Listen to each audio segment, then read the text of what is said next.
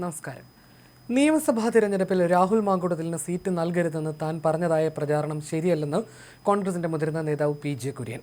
പെരുന്നയിലെ NSS ആസ്ഥാനത്ത് വെച്ച് Rahul Mamkootathil PJ. കുര്യനെ നേരിട്ട് കണ്ട് സംസാരിച്ചതിന് പിന്നാലെയാണ് വിശദീകരണവുമായി കുര്യൻ രംഗത്തെത്തിയത്. രാഹുൽ പി.ജെ. കുര്യനോട് ചെവിയിൽ പറയുന്നതിന്റെ ദൃശ്യങ്ങളും പുറത്തു വന്നിരുന്നു.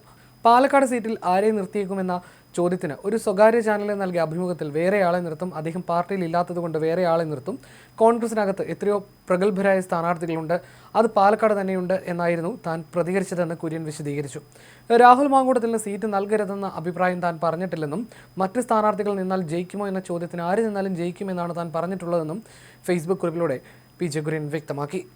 കോൺഗ്രസ് യുവത്വത്തിന് ഊന്നൽ നൽകണമെന്ന് അദ്ദേഹം നേരത്തെ ആവശ്യപ്പെട്ടിരുന്നു. താൻ ഉൾപ്പെടെയുള്ള മുതിർന്ന നേതാക്കൾ മത്സര രംഗത്ത് നിന്ന് മാറി നിൽക്കണമെന്ന നിലപാടും അദ്ദേഹം മുന്നോട്ട് വെച്ചു.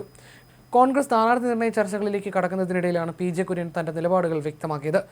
കോൺഗ്രസിനുള്ളിൽ 1 ഡസനോളം പേർക്ക് മുഖ്യമന്ത്രി മോഹമുണ്ടെന്നും ഇത്തവണ എംപിമാരെ നിയമസഭയിലേക്ക് മത്സരിപ്പിക്കാൻ സാധ്യത കുറവാണെന്നും കുര്യൻ ചൂണ്ടിക്കാട്ടി. പി.ജെ. കുര്യന്റെ വിശദീകരണക്കുറിപ്പ് ഇങ്ങനെ: സീറ്റ് നൽകരുതെന്ന് പറഞ്ഞിട്ടില്ല. ശ്രീ രാഹുൽ മാങ്കൂട്ടത്തിന് അസംബ്ലി സീറ്റ് കൊടുക്കരുതെന്ന് ഞാൻ പറഞ്ഞു എന്ന പ്രചരണം ശരിയല്ല. ശ്രീ രാഹുൽ മാങ്കൂട്ടത്തിന് സീറ്റ് കൊടുക്കരുതെന്ന അഭിപ്രായം ഞാൻ പറഞ്ഞിട്ടില്ല.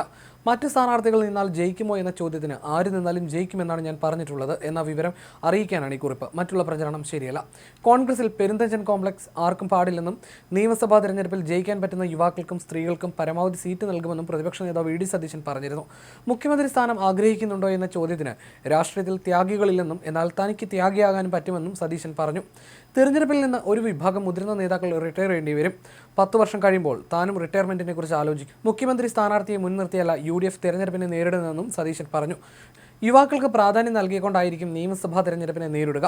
തെരഞ്ഞെടുപ്പിൽ ഒരു യുവത്വവും തിളക്കവും ഉണ്ടാകും. എന്നാൽ മുതിർന്ന നേതാക്കളെ പാടെ മാറ്റണമെന്നല്ല പറയുന്നതെന്നും അവർക്ക് അർഹമായ പരിഗണന നൽകുമെന്നും ജയിക്കാൻ പറ്റുന്ന യുവാക്കൾക്കും സ്ത്രീകൾക്കും പരമാവധി സീറ്റ് നൽകുക എന്നതാണ് തീരുമാനമെന്നും സതീശൻ പറഞ്ഞിരുന്നു. അങ്ങനെ വരുമ്പോൾ ഒരു വിഭാഗം മുതിർന്ന നേതാക്കൾ റിട്ടയർ ചെയ്യേണ്ടി വരും.